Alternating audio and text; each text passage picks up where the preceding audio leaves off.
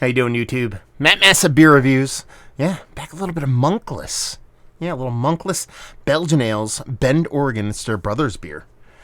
I've heard of these guys. I've never had anything from them before, so I'm kind of excited to dive into them. This is a SMaSH single malt, single hop jammer. Belgian base, like I said, Brothers Beer, Belgian style single ale. In the back here, it actually says, those familiar with Monkless know that brewing small beers isn't the norm. The anomaly you're holding in your hands is clean, sessionable, and easy to share. Inspired by the Trappist tradition of Belgian single brothers, is a single malt and single hop beer brewed from Pilsen malt and Sterling hops and fermented in a nice dry finish with a traditional Trappist yeast strain. A late addition of Sterling adds a bit of spicy, citrusy hop aroma and flavor to the quintessential fruity, spicy character of a classic Belgian single. 4.8%. This was canned. Do not know. Yeah, label's aight. I love that it's a big, night, was it 19.2? But yeah, stove toppy jam. This actually came from a box from Devore. Every now and then they'll just shoot a random box. Not really random. They ask if I want one and ask what I want. And this time I said I want smoke beers and small pale ales. So they sent me IPAs and pale ales and no smoke beer. And some lagers. So we'll see what's what with this beer. But Belgian single is one of my favorite styles. Looks the part. Let's put it that way. Like I said, label's aight. Get down with it. And you're talking about, this nice kind of hazy, unfiltered kind of pale ale look. On point with that. Pinky finger. Infinite creamy, fluffy head on it. Looks all the part of like a small little ABV kind of pale ale that you'd see from any brewery here in the States. But, yeah. Belgian twisties on this sucker. So, let's see if we can get a nose. I mean, there's a soft little hop presence there. A little bit of citrus.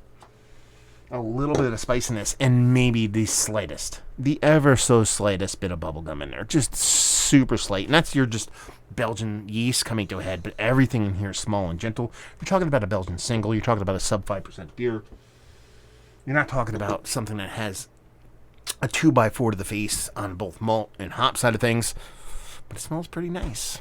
Let's dive in. Cheers.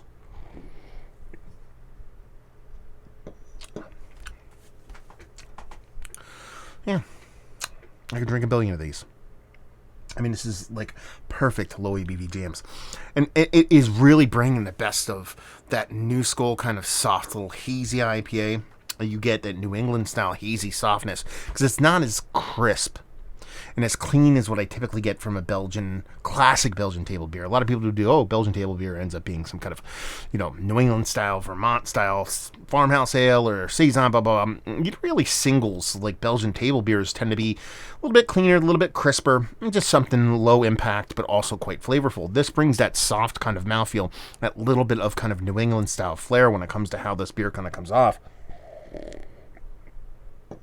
At least mouthfeel-wise, but combines it with that uber traditional malt base, this really nice spicy hop, and probably a little bit bigger yeast characteristic than I would have gave it based off of the nose, because that bubblegum jam definitely comes through in the taste. Quite a bit bigger.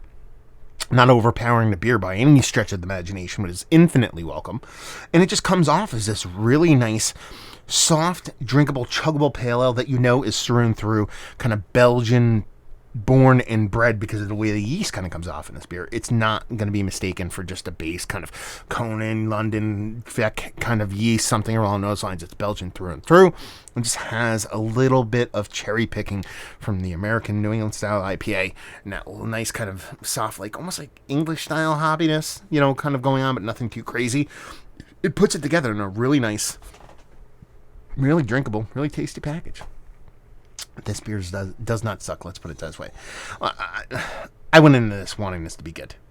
Some people will be like, well, you're just kind of projecting that on there. You're going, okay, well, it's going to be good because you want it to be good. I think it's the opposite with these beers. I expect these beers really wow me, and more often than not, if they don't, I tend to be a little bit tougher on them. And when they're really good, they are really good. And guess what? This beer is really, really good.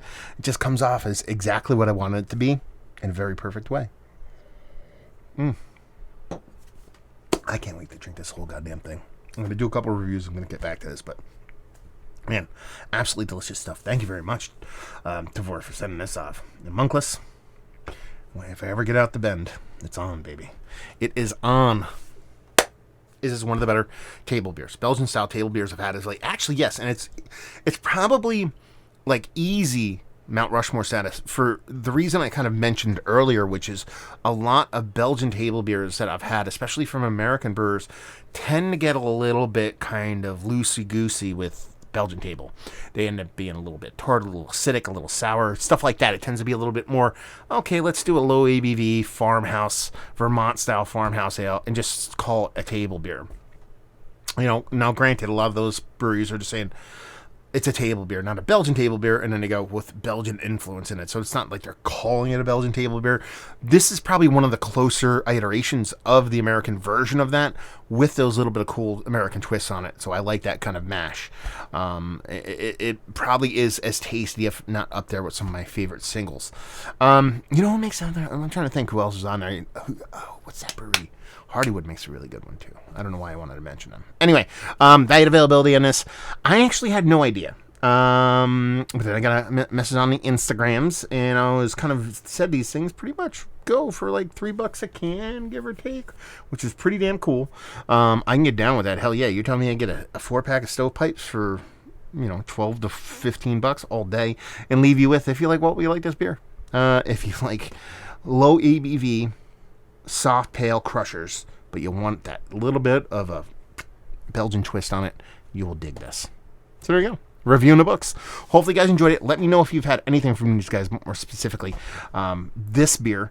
If you want to check me out doing the social media stuff, Massive Beers, podcasting stuff, Bier Massif. Hopefully you guys enjoyed the review. Hopefully you're enjoying a little bit of Monkless right now. Hope to see you next time. Cheers.